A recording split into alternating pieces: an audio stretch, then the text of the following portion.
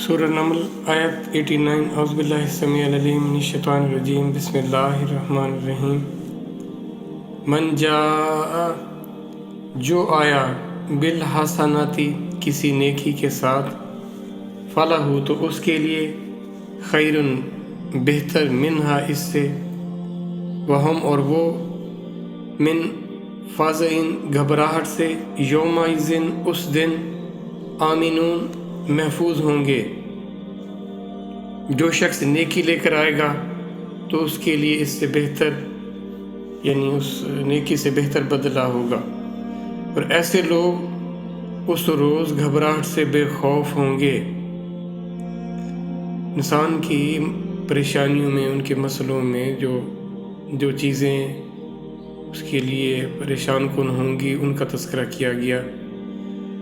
اب اس سے پہلے جو زیادہ باتیں بتائی گئی ہیں قرآن میں وہ عذاب کے بارے میں، ایک تو وہ دردناک ہوگا اور دوسرا اس سے رسوائی ہوگی، اس کو گھبراہٹ ہوگی، اور گھبراہٹ بذات خود ایک بڑا عذاب ہے۔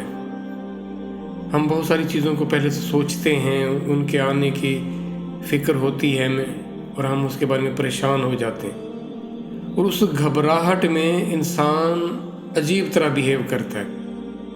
اس کی صلاحیتیں، اس کی ہمت، اس کا حوصلہ، یہ جو بھی سارے معاملات ہوتے ہیں وہ سارے کے سارے ڈسٹرب ہو جاتے ہیں۔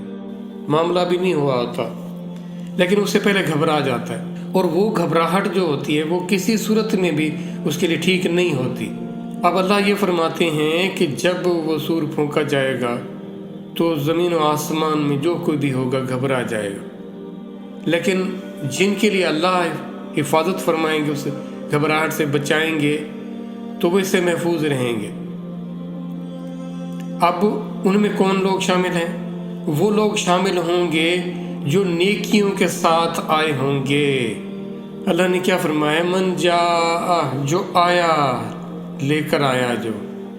اب وہاں ساتھ کیا ہوگا اپنے؟ ہم یہاں دنیا سے تو کچھ اپنے ساتھ فزیکلی لے جا نہیں سکتے۔ اب یہ حسنہ کیا ہے؟ اس حسنہ کو سمجھیں۔ اللہ کی ذات ہے سب سے اعلیٰ اور سب سے زیادہ خوبصورت، اس جیسا کوئی ہو نہیں سکتا۔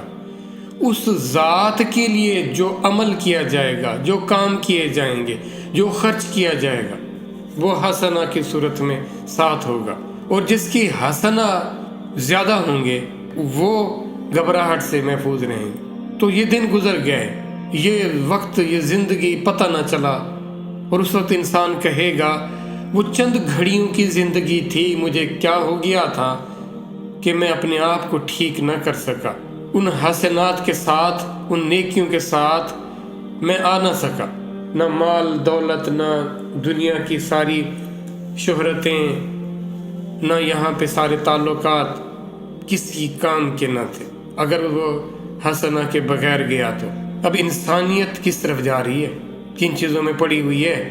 جو اس کے ساتھ ہونا ہے اور ڈیفینیٹ ہونا ہے، اور اس سے کوئی فرار نہیں ہے، کسی کو کوئی چھٹکارا نہیں ملنے والا، کوئی موت سے بچ سکتا، مرنے کے بعد پھر جی اٹھنے سے کوئی نہیں بچ سکتا۔ اس کی فکر کتنی ہے ہمیں، جبکہ یہاں جو بھیجا گیا مقصد اس اگلے مرحلے کی تیاری تھی، اس اگلے فیز میں کامیاب ہونے کے لیے کچھ کام تھے، کرنے تھے، کچھ کاموں سے بچنا تھا۔ وہ سامنے ہے کیا؟ اور واقع ہونے والی وہ قیامت ہے، وہ واقع ہو کر رہے گی، اور سب کے سب انسان حاضر ہوں گے۔ کوئی یہ نہیں ہوگا کوئی اسکپ کر جائے گا، کسی کو بھلا دیا جائے گا، ایسا نہیں ہونے والا۔ ہر ایک اپنے انجام سے دوچار ہوگا، اور ضرور ہوگا۔ اس کی فکر نہیں ہے ہمیں۔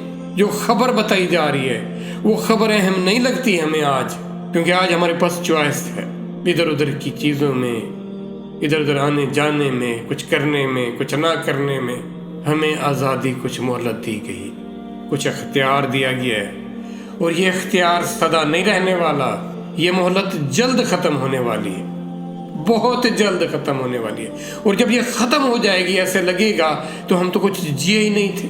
اب تو جینے کی ساری پلاننگ چل رہی ہے نا، اور فضول فکر ہے آخرت کے مقابلے، انتہائی حقیر انتہائی چھوٹی فکر ہے، انتہائی، گویا کہ اتنی چھوٹی ہے کہ غیر ضروری ہے، غیر اہم ہے، بلکہ نقصان دہ ہے۔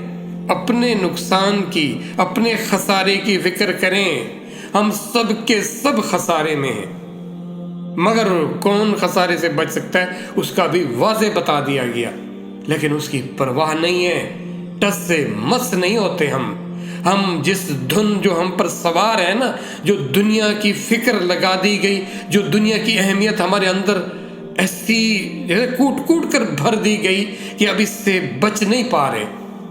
جس کو دیکھو دنیا کی فکر میں لگا ہوا، اور آپ کو دنیا کی ان فضولیات میں، اس خسارے میں آپ کو دھکیلتا ملے گا، آپ کو کھینچتا ملے گا۔ جو خود سرتاپا غرق ہے وہ چاہتا ہے کہ سب غرق ہو جائیں، سب اس تماشے کا حصہ بن جائیں۔ تماشا گر ایسا غافل یہ چاہتا ہے کہ میں ٹھیک ہوں، میں کامیاب۔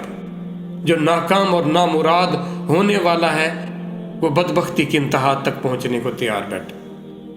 اور اللہ یہ فرماتے ہیں وَيَمُدُّهُمْ فِي طُغْيَانِهِمْ يَعْمَهُونَ، پھر ہم ان کی اس سرکشی میں، ان کی اس غفلت میں، ان کی جہالت میں، ان کی بدبختی میں، ان کی اس نافرمانی میں مد کھینچتے ہیں اور اس کو مولا دیتے ہیں، جا پھر اگر تو برباد ہونا چاہتا ہے تو پھر ٹھیک طرح برباد ہو، پھر خوب لاد اپنے اوپر یہ غفلت کی، یہ بدبختی کا سامان۔ تو وہ حسنہ ہے کیا؟ رب سے مانگا پر اس کی طرف گئے نہ، اس کی فکر نہ کی، اس سے دلچسپی نہ ہوئی۔ وہ جو پڑھا وہ بنا سمجھ کے پڑھا، مانگ کیا رہے ہو؟ اس کی اہمیت کہاں سے آئے گی جب آپ کو اس کا پتہ ہی نہیں ہے؟